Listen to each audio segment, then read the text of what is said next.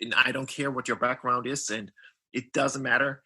We're all in to be positive to each other, to the volunteers, to nature, and we need to be really good gospelers about that.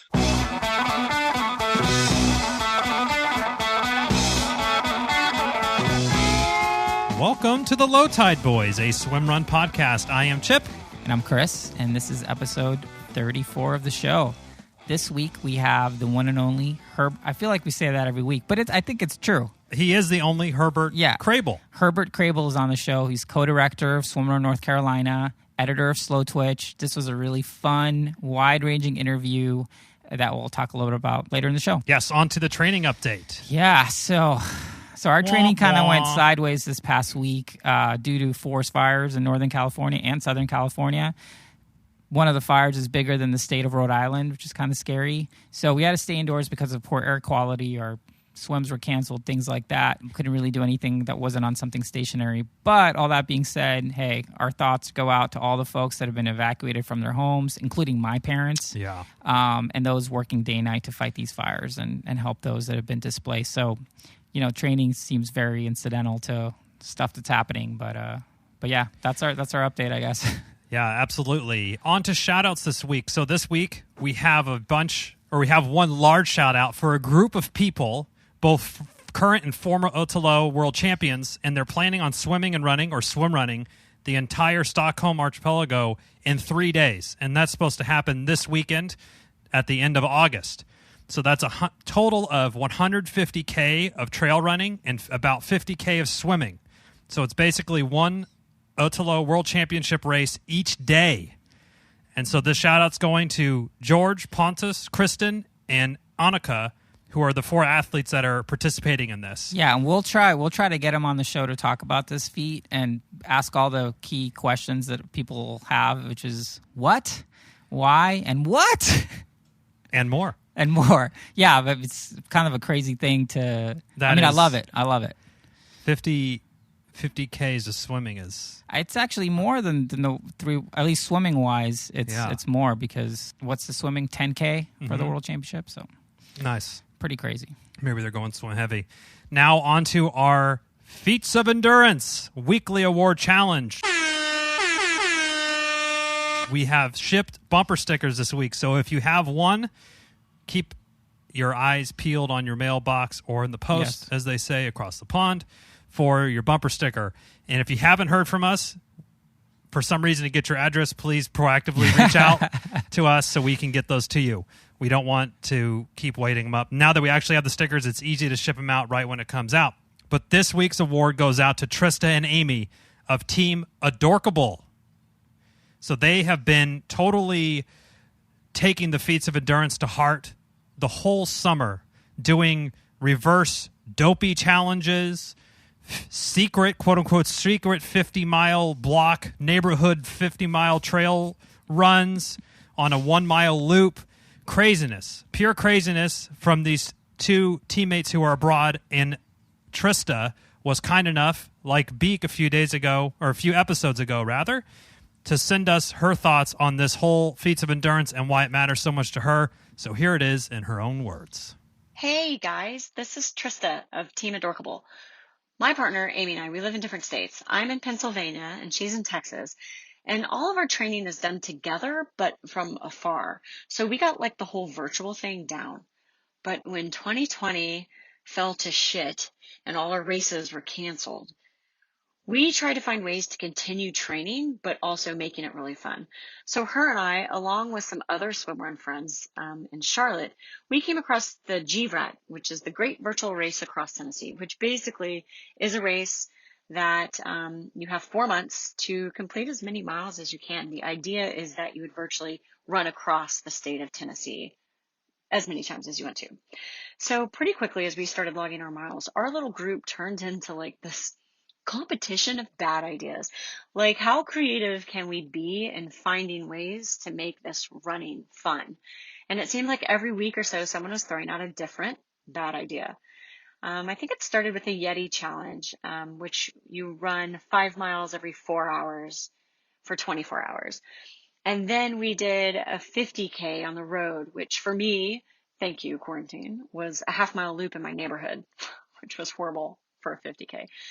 And then we did the Goggins challenge, the 4x4x48, where you run 4 miles every 4 hours for 48 hours. After that, we did something we dubbed the Triple Rona, which is 3 days in a row of the half marathon distance. And then in July, Amy came at me with the Dopey Challenge. The Dopey Challenge is a Disney race that's over 4 days, where you start day 1 with a 5K, day 2 is a 10K, day 3 you run a half marathon distance, and then on day 4 you finish it off with a marathon distance. And I was like, yeah, that sounds awesome, but it doesn't really work with my schedule. Can I do it in reverse? And Amy was like, what do you mean? Like a Yeepod? Because Yeepod is dopey spelled backwards. So it became #Yeepod. So on a Thursday morning, I found myself out running in the middle of the field, listening to the Low Tide Boyz podcast, as I usually do on my long runs. And about mile 15 or so, they announced their new segment called Feats of Endurance. And I was like, in that moment, I was just like, oh my God, I feel so seen. Like, I felt as if they were talking directly to me. Like, hey, crazy person doing that dumb thing over there. Like, we see you're crazy. We are your crazy. Like, we acknowledge you're crazy and we want to reward your crazy. So I went home after my run. I created my Strava account and joined their club and I logged my Yeepod runs. And then over the next month or so, we continued our friendly competition and snack talking and, logging miles towards this 1,000-mile finish. And over the weekend, actually this last Friday, we,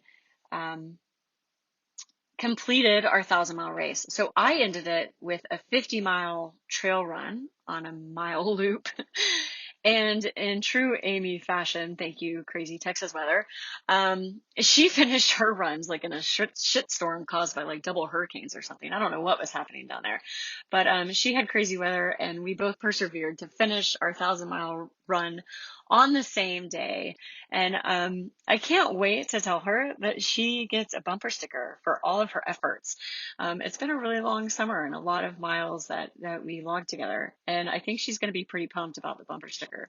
So thank you, Low Tide Boyz, for having this fun segment to share our crazy ideas with like-minded people and just to keep things interesting and fun.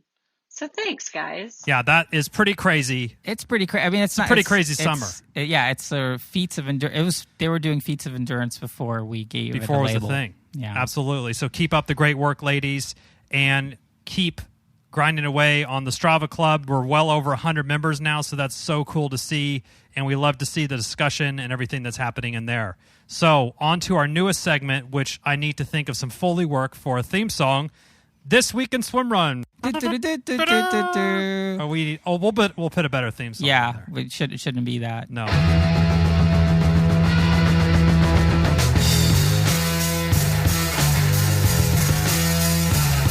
This Week in Swimrun. Yeah, so we mentioned it last week that we were going to try to do this. So I spent 20 minutes doing internet research and checking people's Instagram, but as far as we could tell, there were 3 swimrun events that happened last weekend, and we're talking August 22nd and 23rd, including an Ötillö merit race in France.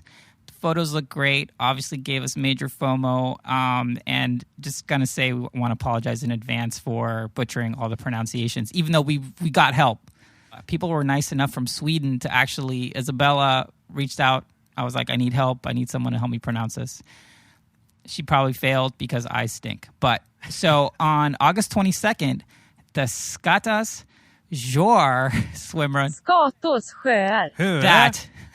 That it featured a 10K and a 15K event. It took place just outside of Gothenburg, and it looked like a really cool vibe, like everything you'd expect from a cool local swimrun in at the birthplace of the sport. Now, also on the 22nd, there was the Imel swimrun, which featured a short course and a long course option, and the race was put on by this company called A to B Events, which I just think it's an awesome name for a swimrun race company. A to B, I love it. Makes so much sense. So much sense. Lastly, Swimrun Man, Great Lakes of Laffery by Head, that's the official title, took place in the Alps of France on Sunday, August 23rd. featured a sprint race, a classic distance, and then what they call the vertical Ötillö merit race, which was about 30K. That race looked really ridiculous because on the trail map, you do swimming and running, no problem. And then the race kind of ends on the top of the Alpe du Grand, which is pretty crazy. But yeah, looked like fun. So I'm sure we missed some races. If you want to tip us off on a future race and you want us to include it, just send us an email, lowtideboyz@gmail.com, and we'll do our best to get it in. Yes. Now on to our updates, relatively short this week. As you know, we're going to keep plugging our International Swim Run Adventure Guide. We've gotten a bunch of great entries. Keep sending those in there. We're kind of letting and growing that pot so we can release it with have a couple in there that's not just a few states or a few countries.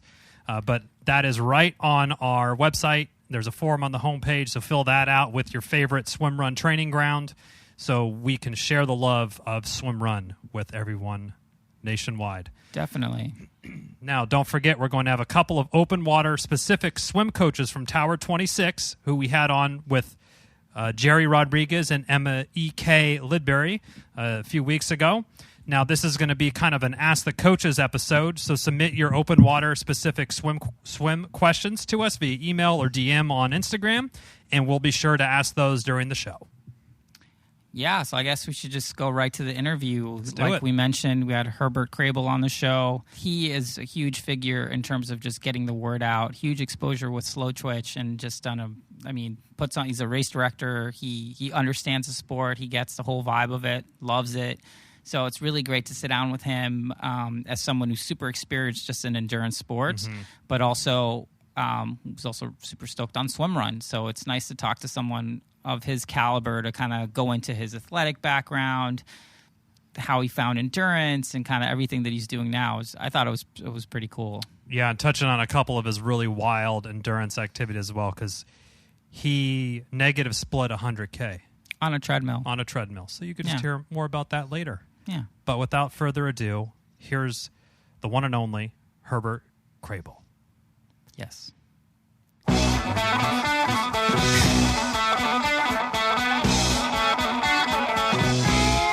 All right. With us today, we have a gentleman who pretty much needs zero introduction. We have Herbert Krabel on the show. Welcome. Well, thank you for having me. So before we get started on stuff, I'm just going to go ahead. I tend to do this on the show, but I'm just going to give a hot take right now. And I'm going to say that I don't think there's anyone who's been more influential than you in spreading the gospel about swim run in the United States. That's my hot take. That's my hot take. Top three, at least. Top three. Yeah, definitely at the top. And we definitely want to get to swim run, but I think we want to go all the way back. You're a crazy endurance athlete. I have a question about your dojo that I see on Instagram. Yeah. So remind me to ask about that later. But we'd love to hear from you sort of what sports did you play growing up, how you found endurance, and kind of where you're at now. Yeah, I mean, I grew up in Germany and lived there until I was 22 years old. I came over here as an exchange student in 87 and then kind of got stuck here. But in high school, it's very different from here. We really do not play as many sports, or you're not really a dedicated athlete, right? So you're not a football player or a baseball player or a soccer player. You do different sports in high school, whether it's gymnastics or track and field, and you just do different stuff. Most of the sports are done outside of school. You do that. They are all club sports. And my parents always wanted me to try different stuff. So I did gymnastics. I did team handball. I did swimming. I did table tennis. I mean, I did all kinds of stuff and tried and really didn't care for much of it. But I raced bikes when I was younger, and I was pretty decent at it. And I did that until I was in 5th grade. And then my parents put an end to it because teachers complained that young Herbert was doodling bicycles in school in his notebooks. And not just one day, but often doodling bicycles. And so my parents put an end to my bike racing career. And so I just kind of did whatever sports there were. And a friend of mine took me to a mountain running event in Germany, and they are fairly popular, where you start somewhere in the valley, you run to the top, and then actually a bus takes you back down. And it was I really liked it a lot, and kind of did more running events, even though cycling was kind of my passion. I did more running events. Swimming wise, I was always an okay swimmer, but really nothing to talk about, right? So when I first got introduced in the US, when I came here, a friend of mine said, "Oh, there's a triathlon in town. You should try this triathlon." I was definitely one of the worst swimmers in the triathlon, and I hammered hard on the bike and ran decently well. And at that time, I'd always joked, "Oh, do you know how they use me actually for swimming to measure the swim distance?" I said, "How do they do that?" They send me out, and when it's 30 minutes, that is a mile. so that's how they set the markers. They just let the Krabel swim for 30 minutes, and exactly where I am. And after 30 minutes, that's the mile. Hey, at least you're consistent, steady. Thankfully, that time has improved since. But yeah, that was my glory days. Those were my glory days of swimming. And then I joined the military in Germany, which was mandatory at the time. And I kind of did a lot of running because it was beneficial. Mm-hmm. Instead of like moaning that I had to be in the military, I kind of made the best out of it. I was ambitious and focused, and partook in I was in the military police and took part in running races with the military police. And that was fun. Got me extra days off, and just made stuff go away faster. And then I came to the US, got introduced to mountain biking, raced mountain bikes professionally for several years, and did some triathlons when I worked at Lightspeed, because that was the only thing I hadn't done seriously, and especially in Ironman distance. And because we sponsored all these Ironman athletes, I wanted to do a couple of them to kind of have an understanding when I talk to the professionals what it's like. So I'm not just speaking out of my ass, basically. And so I did 4 Ironman races, but I didn't much care for the organization and how the races were run with overcrowded courses. And so I decided I had enough of that, and I would only do smaller field events moving forward. Gotcha. Interesting. And then where did Swimrun enter your life? Kind of pop in this journey? Well, I had written a lot about various Ötillö races, and also Rockman and other events. And I'd really always wanted to do Norseman at the Norseman Extreme Triathlon. Just that seemed to be the right thing for me, the right event. Not too many people, a super tough course. Drafting is not really helpful. There's not that many people where drafting can be excused or said, well, it's too many people in the course, we can't help drafting.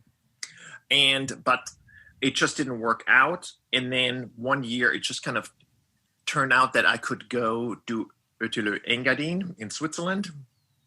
And I found a partner. It was a little bit of a circus act to get this actually done. And I didn't specifically care who it was.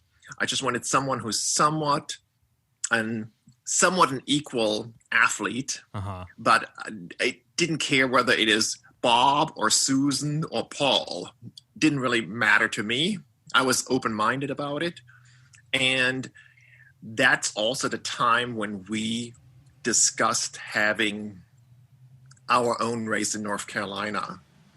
And so that was almost the same time. I initially was not part of that group that organized Swimrun North Carolina. They just asked me for help.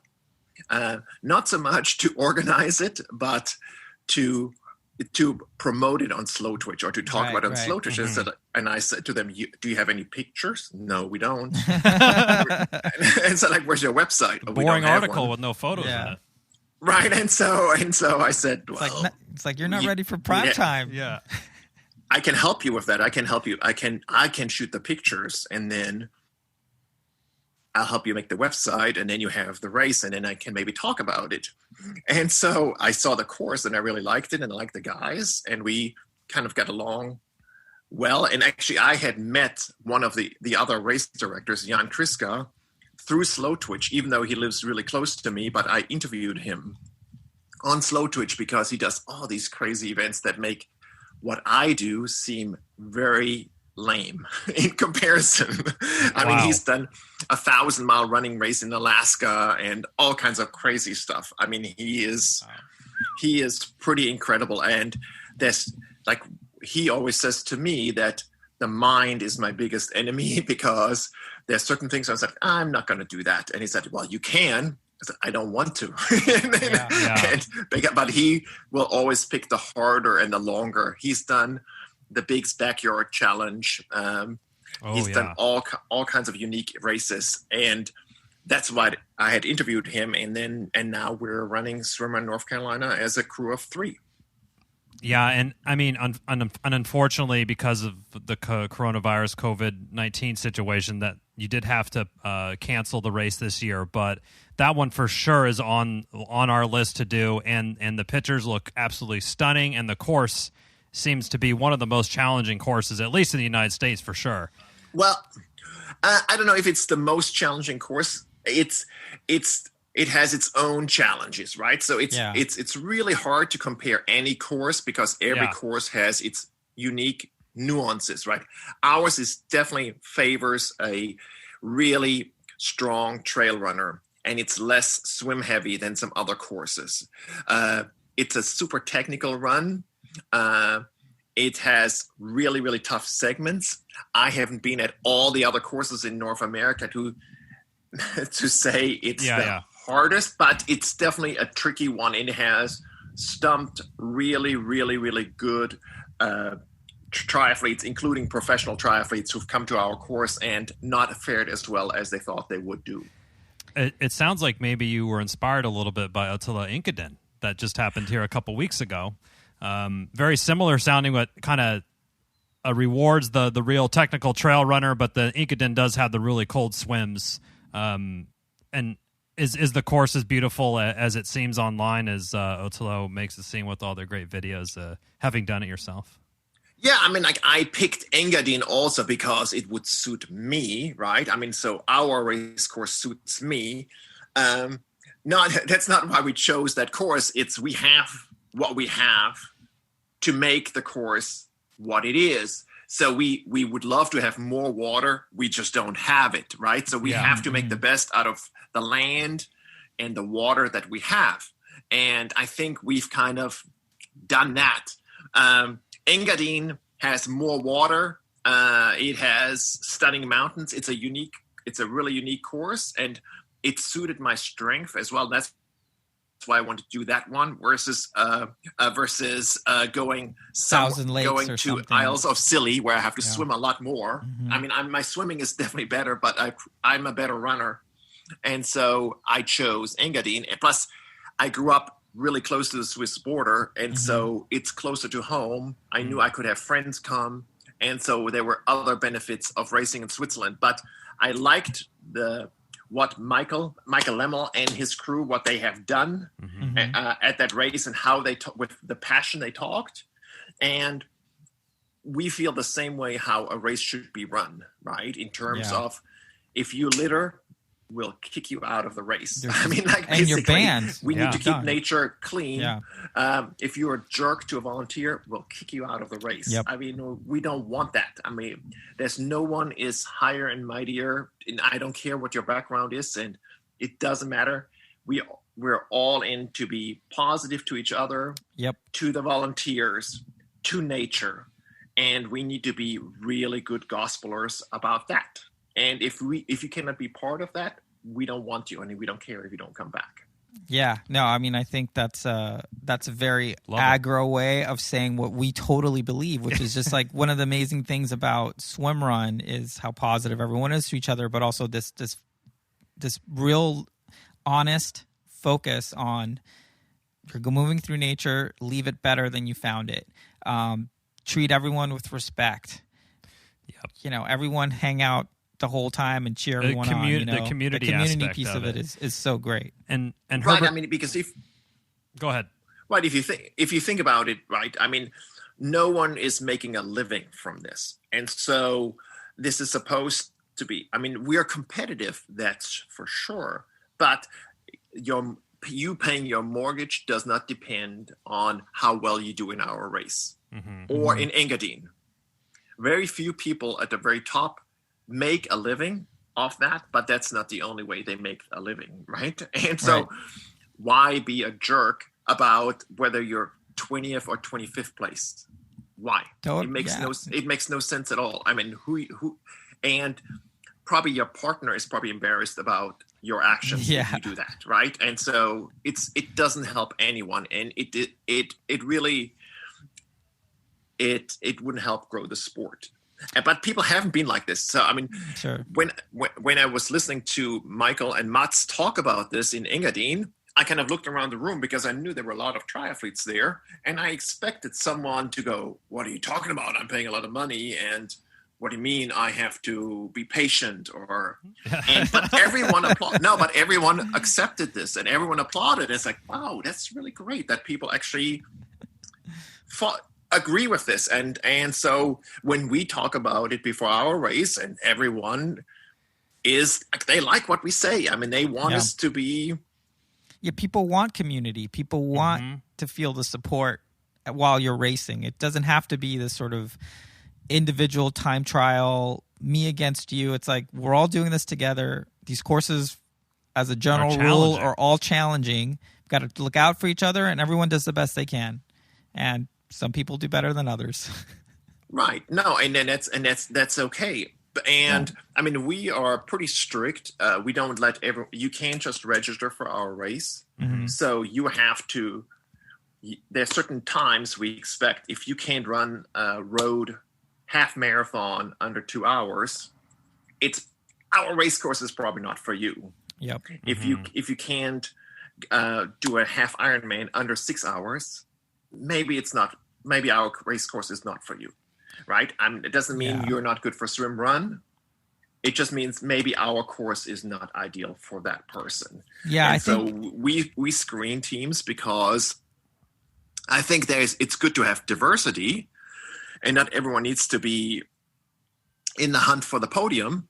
But there's also, it's not fair to the volunteers that maybe one team decides they want to just walk the course. Yeah, and because we have a group of volunteers, they have to hike 2 miles to the top of Moore's Wall, and they have to carry 8 to 10 gallons of water up there.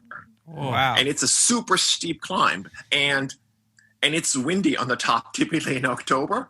And so I don't want them to sit an extra 2 hours on top of Moore's Wall, totally, because a couple teams decide they want to walk the course. And I mean, it's also a safety thing, right? Like if they have a problem, how are you going to get them out if you're, somewhere in the middle of nowhere? Well, I mean, a big problem with it is it's not just the convenience for the volunteers, but it is indeed a safety factor. If you are not moving fast, there's a big chance you get hypothermic or just super cold. So speed is your friend. Moving. After the swimming in cold water, it helps you get warmed up again. And if you're walking, that's the beginning of your demise. Yes, that is true. Now, Herbert, I want to ask you a question. So you mentioned something earlier on how, every race is unique and you really have to prepare for sort of each race in its own way and respect whatever it is that's throwing at you. Can you just, I'd love to just get your thought process on, you're a race director. If you were going to make a new race, and I think one of the great things about Swimrun is like you can find all these random places to do races potentially, right? It doesn't have to be an archipelago. It can be lakes. It can be Pacific Ocean. It can be all kinds of stuff. But I'd love to get your thoughts on, what it is that you think what are the features that you think make a great race and why? I think it has to be a unique place in nature. Something that you may not see otherwise, or you may be unfamiliar otherwise with, right? I mean, it cannot be. I think the races that have failed or have not done well are the races that have regurgitated an old triathlon location and maybe said like, oh, we've done these 2 or 3 triathlons here, but we've lost entrance. Maybe we'll just do a swim run here and see if we can get some new people. And that's not the solution, right? Because you're still speaking to the same triathletes who then say, well, why would I try this swim run here? I'd rather do my triathlon here because I know the course and I know how it works, and I don't have to get paddles and pull buoy and have to worry about all that stuff. Versus if the location is really unique, you may get actually someone to say, this looks really interesting. Maybe I will see what it's like. And even in our race, there are places when we go on recon runs, we take people on the course and show them part of the course or the whole course as the race comes closer. And there are people who live 30 minutes, 40 minutes from the course who have never seen certain sections of the course that we take them on to. Never. And most hikers who go to the park have never seen those sections. And that's so awesome. To have that kind of experience is just unique. In Engadine, for example, I don't think anyone swims in that first lake ever. I mean, except for the swim runners. I mean, it is 49 degrees cold. Yeah. But cold. You've just run 3 miles uphill. You're plenty warm in your wetsuit, and it's 270 meters across. And by the time you're cold, you're already running another 1.5 miles uphill. Mm-hmm. And so it's not a big deal. But I remember the first year when I was there, we swam across it 2 days before the race to kind of test it out and see how cold it really was. Oof. And there were hikers that were completely flabbergasted that people jumped in that water.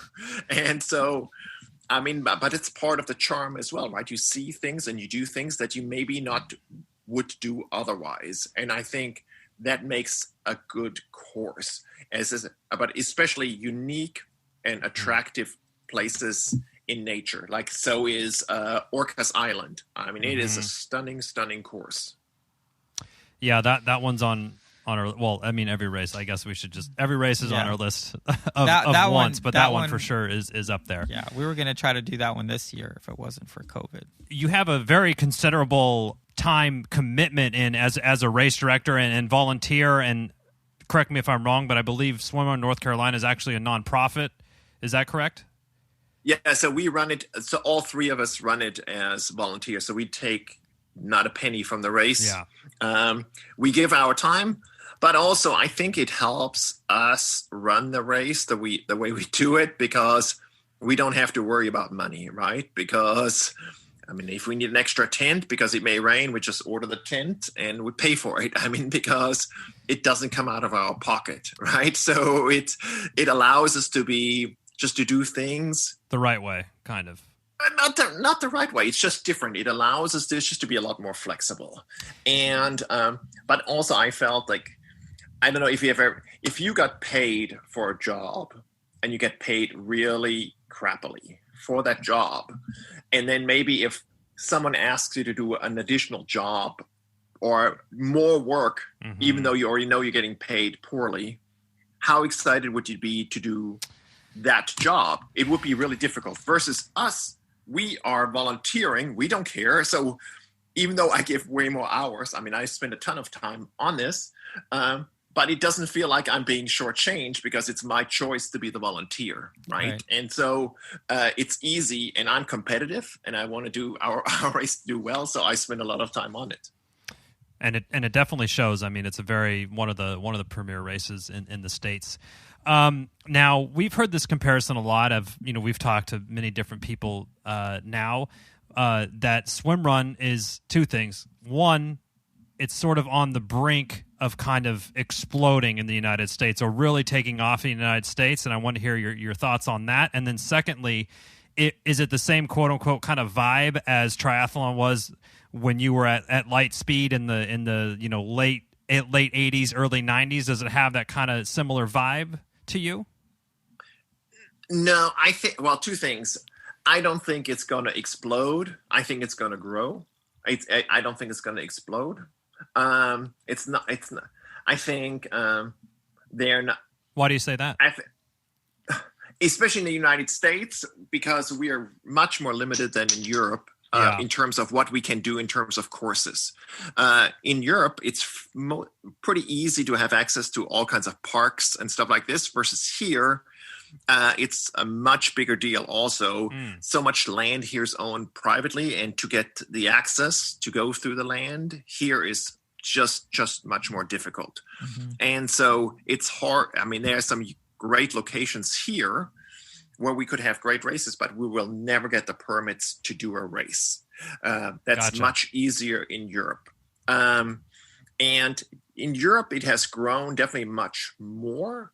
But also, I think it's because all the places are closer together, and it's easier.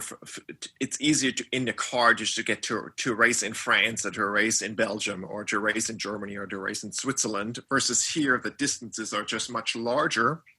So you're pulling mostly from a certain region. I mean, I flew to Orcas Island, and I flew to Engadin, but the average swim runner is not flying somewhere else. I think that they're driving.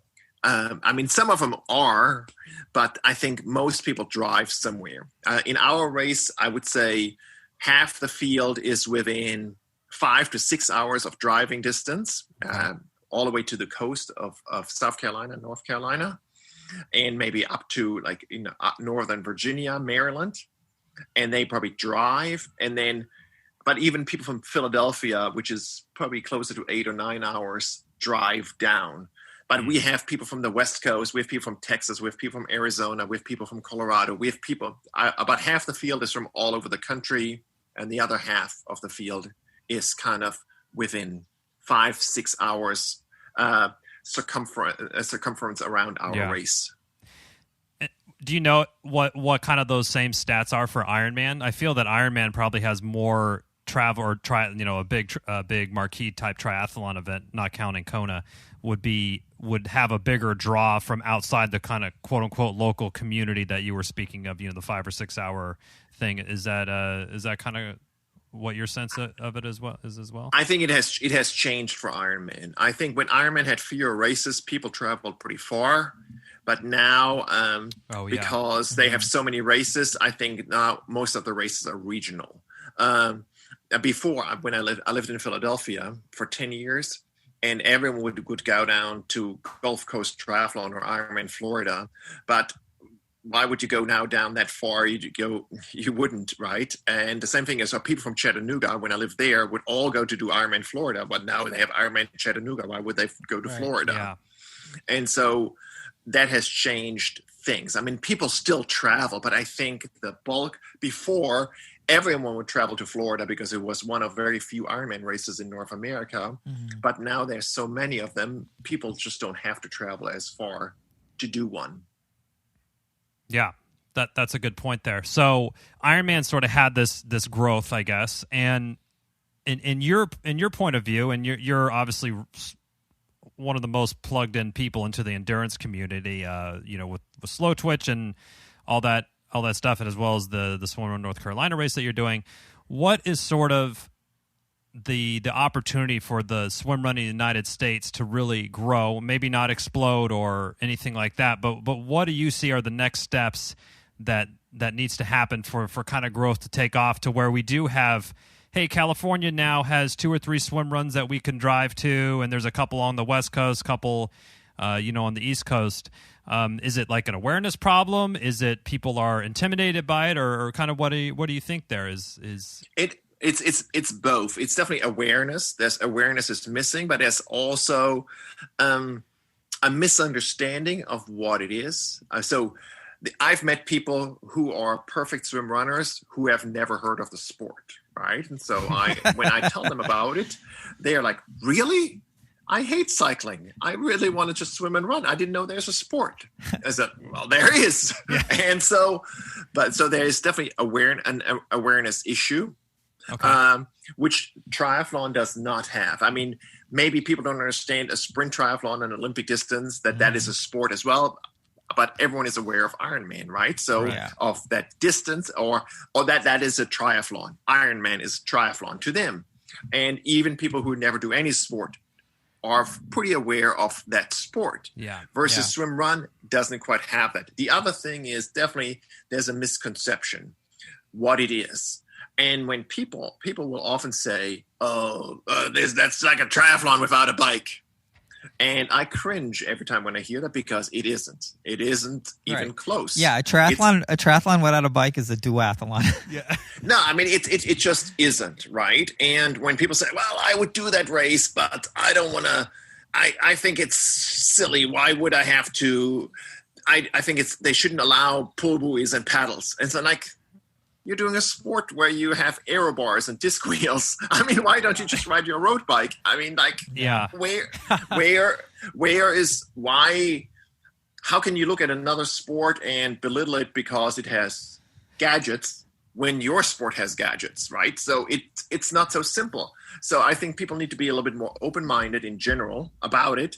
And I always say at our race to the athletes and said, like, listen, tomorrow, I want you to go out and have fun, be safe, be friendly to everybody, and I'll also give you a task for when this race is over.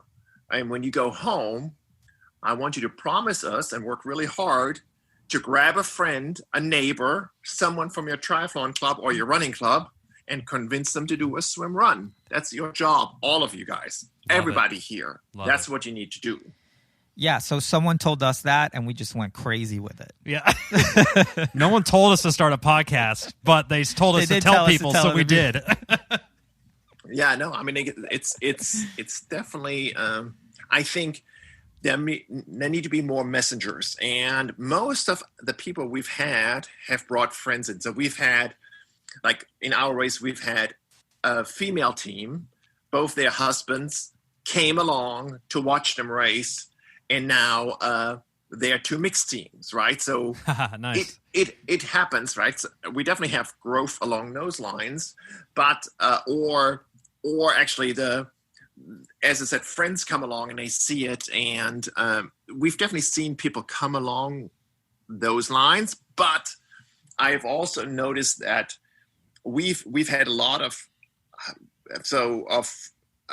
returning teams. Like we've had teams that have done our race every year. I think last year we had 6 teams or 7 teams that have done every single one of our races. Wow. And then we get a return rate of at least 60%. So 60% of the teams that do the race in the one year will come back the next year. And so that leaves actually very few spots for new teams to come in. We're currently at roughly 80. We stopped taking teams in early in the year once the COVID thing started because we didn't want to take money from people without knowing what's happening. So we kind of paused, we just froze it and didn't push it. And I mean, people registered and we put them on kind of a waiting room. Mm-hmm. And so we have 80 teams that are fully paid and registered. And then we have about 10 teams that are in that waiting room, and that leaves now 30 spots left over for next year because we limited at 120 teams because I think we could probably carry more, but we don't need to test that out because we want it to be a great experience for the athletes, and the more teams are in, the harder it is for us to personalize the event. But also, we don't want, like, the first waterfall that people go through, for the people that come in the middle, there's a little log jam, but just because some people that have never seen a waterfall like this that have to climb up on, they're a little shell-shocked. Some looky-loos. And then slow down, and it kind of backs up stuff. And so we don't want anywhere to have really large lines just because we put too many people on the course. So that's kind of part of the reason why we limit it to 120 teams. I think that the course can handle that.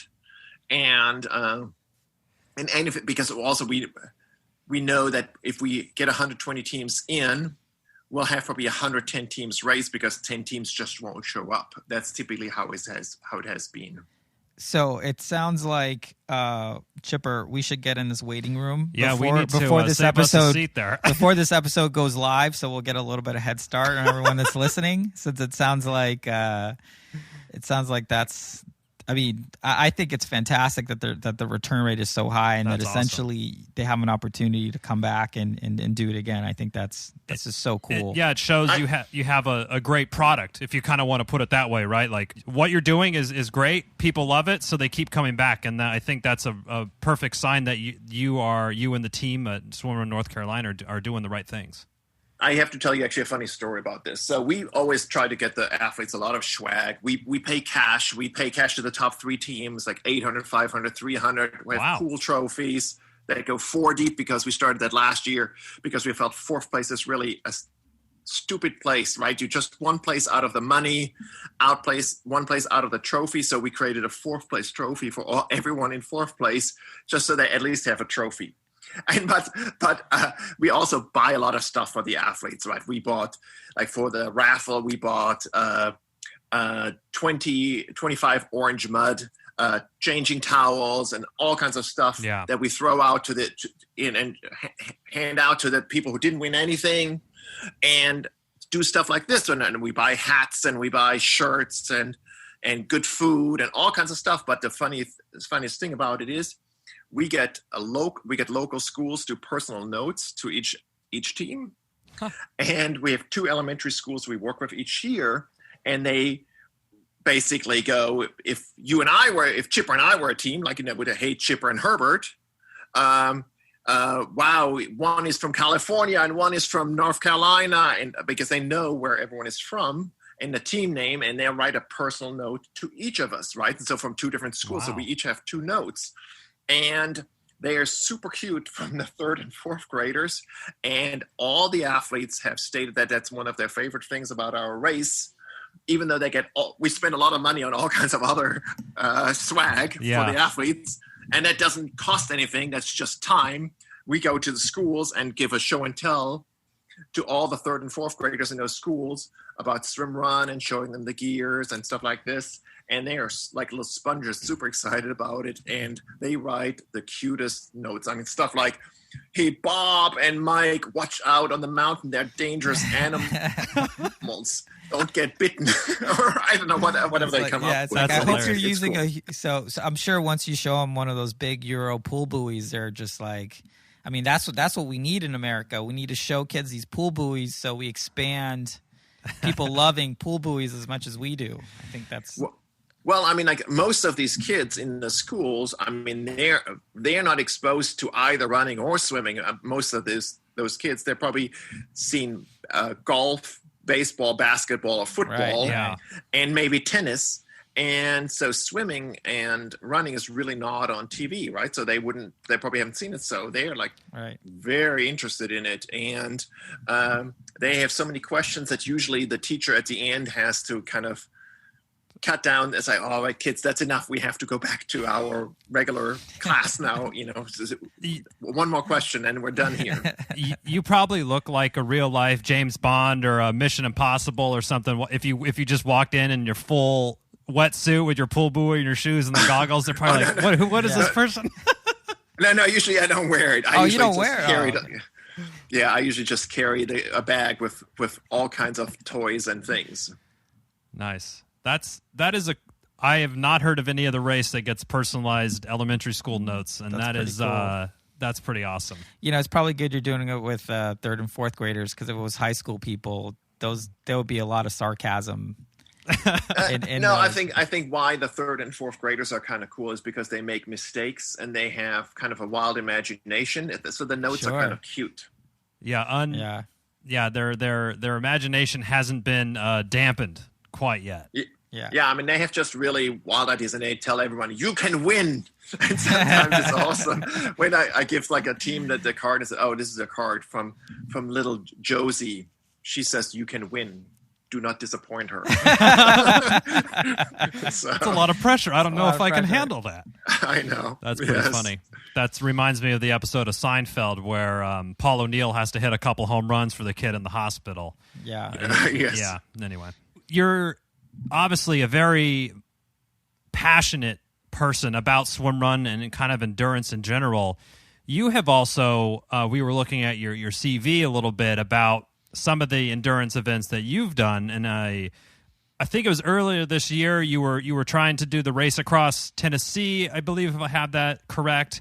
But you did a 100K treadmill run on your Woodway treadmill. Having done 100K in Bandera, Texas with Chris, actually, I can't imagine doing that staring at the same screen over and over. My mind would have literally melted in half. So tell us about that. Well, so the race across Tennessee, I did that. Actually, I ran out and back, which is a 2,000K or something, and finished it maybe 10 days ago. But the 100K, I was meant to do a 12-hour race near where I live, about 3 hours away from me in Black Mountain, North Carolina.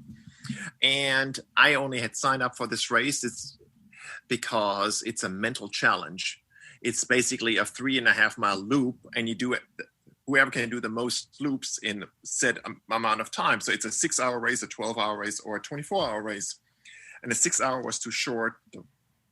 I didn't want to go all night long, so 12 hours was the perfect time spot. But when they canceled the race and moved it to next year, I thought, well, I can still run it. I'll just run it on my treadmill. It's also a mind challenge, right? So Can you run 12 hours on a treadmill?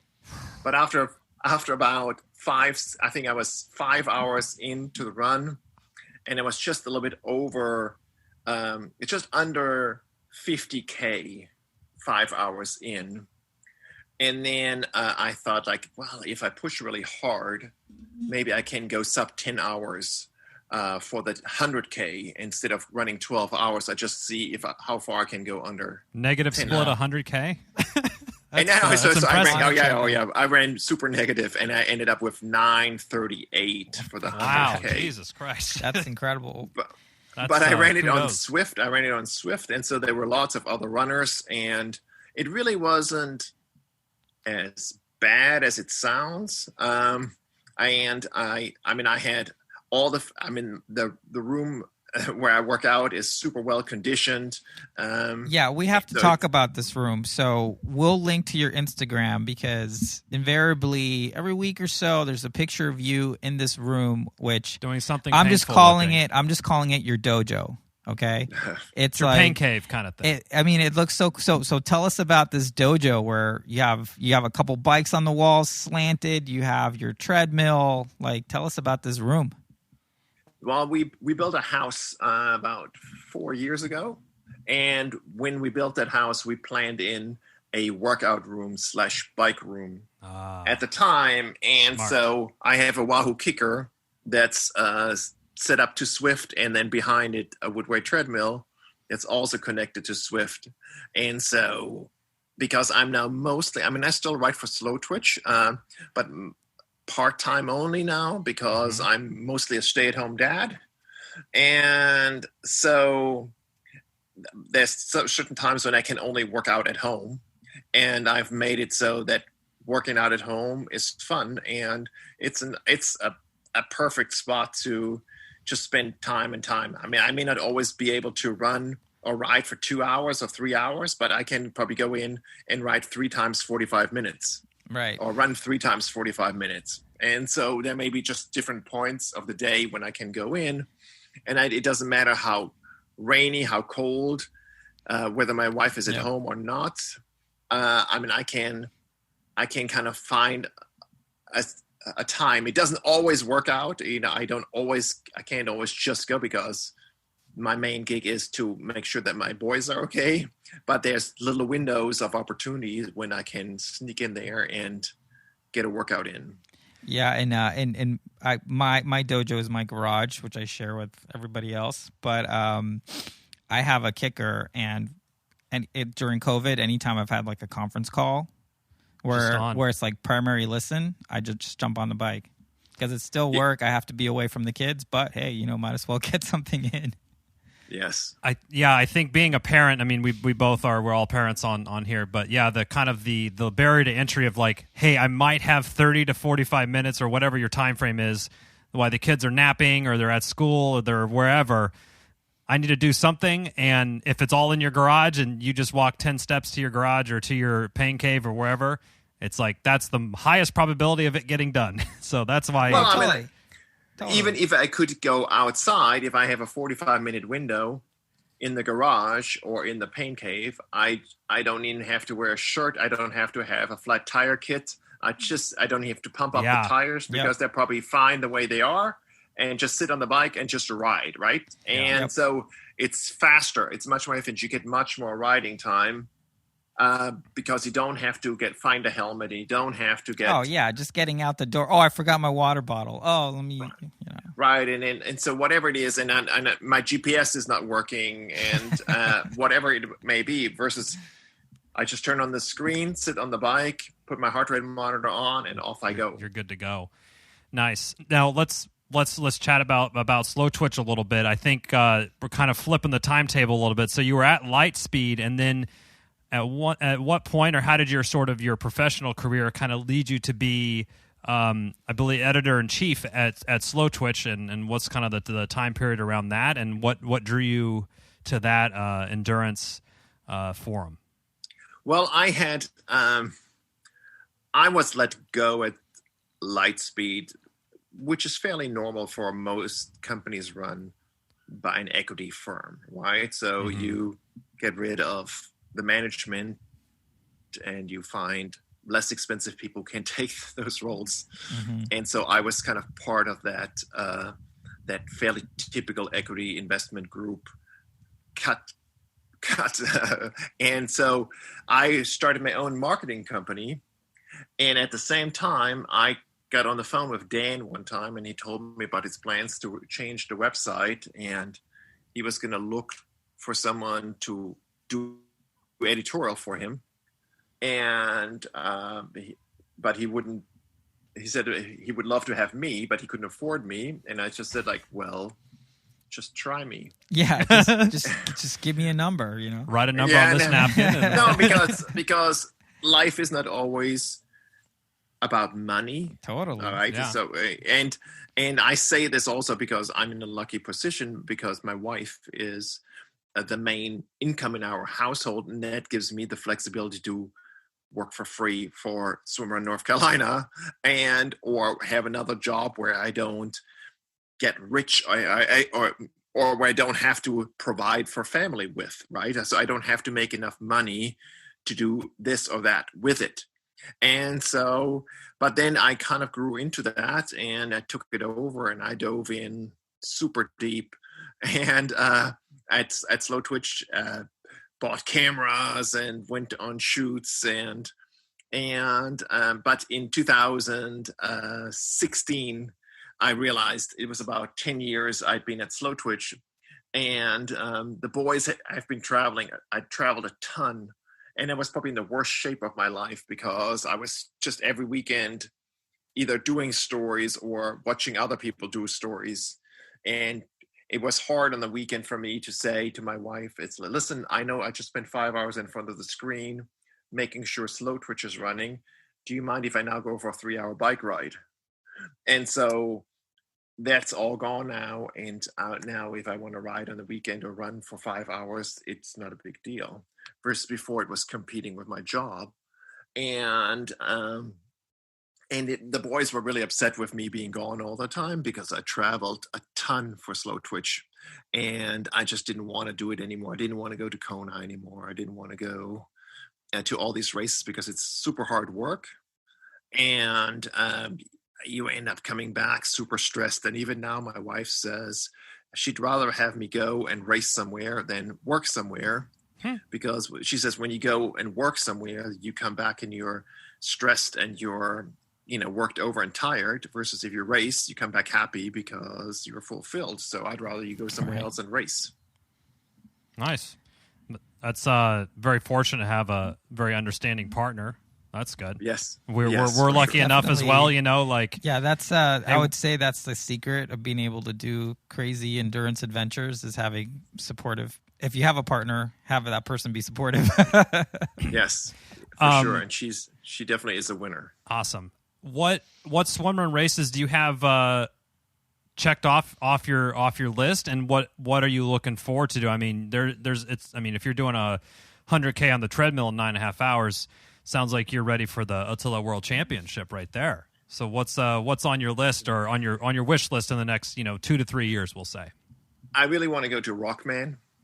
Yes, I've done Lake James a couple times. I've done Engadin twice. I've done Orcas Island. I want to go back to Orcas Island one more time as well.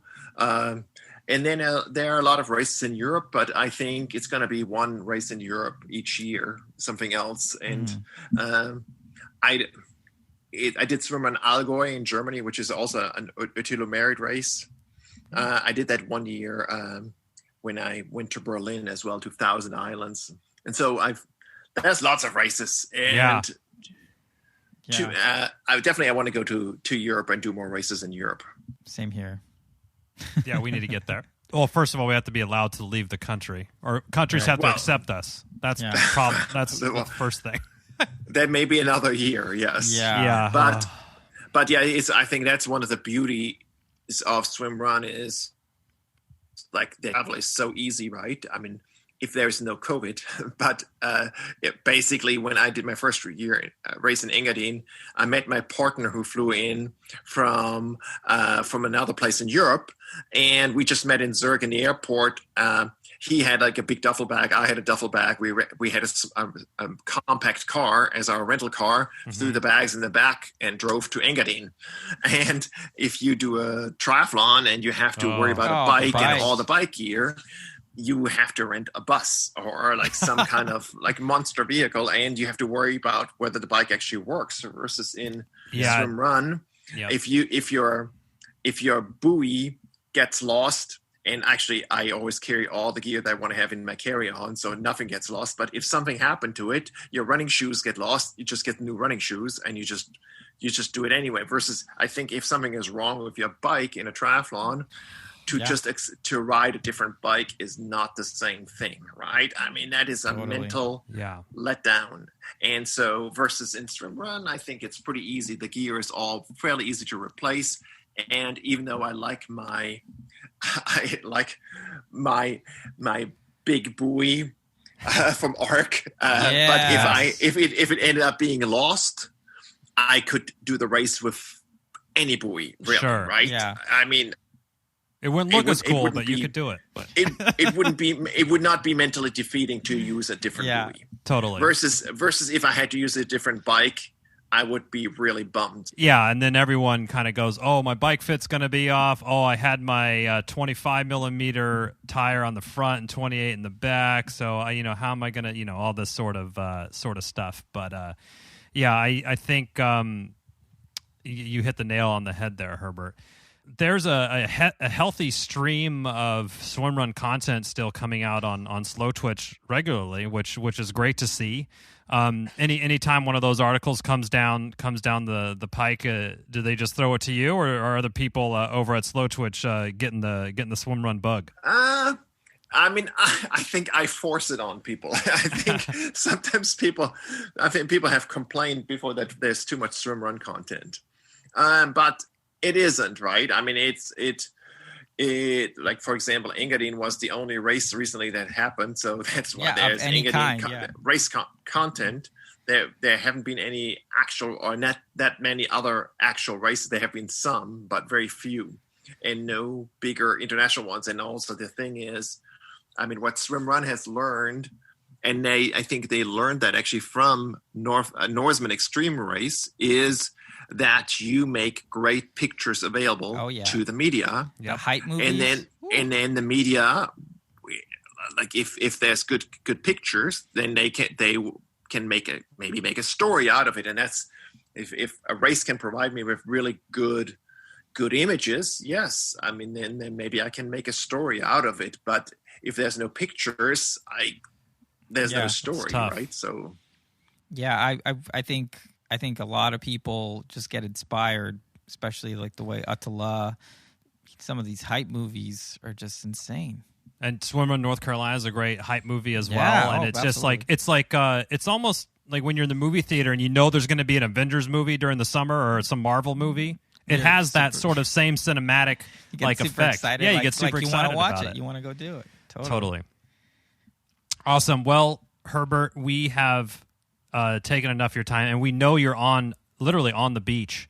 So we want you to enjoy your evening with your family and your vacation. But we really appreciate you taking the time to chat with us. And obviously, a huge thank you from not just us, but this whole swimrun community about, again, everything that you've done for the sport in terms of getting that awareness and the word out there, and just keeping Swimrun North Carolina to be such a marquee event in the United States and a very welcoming and great swimrun community there in North Carolina. So thanks for all that. Well, thank you for having me, and thanks for the kind words. All right. Until next time. Night. Cheers. See ya. Thank you for listening to the Low Tide Boyz, a Swimrun podcast. Make sure to subscribe wherever you listen to your podcast and leave a review on iTunes if you're so inclined. You can also sign up for a newsletter at lowtideboyz.com. That's boys with a Z. And check out our meme page at The Low Tide Boyz on Instagram. If you have any questions or suggestions for the show, drop us an email at lowtideboyz@gmail.com. We'd like to thank Writing Easy Records for our show music, and of course our wives for their support and tolerance of our swimrun activities, hobbies, and other bullshit we do. Finally, you can support our efforts on Patreon. Until next time, get out there and go for a swim. And then a run. And then another swim. Then another run. And then another swim.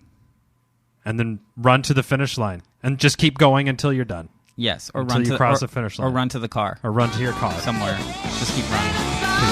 Peace.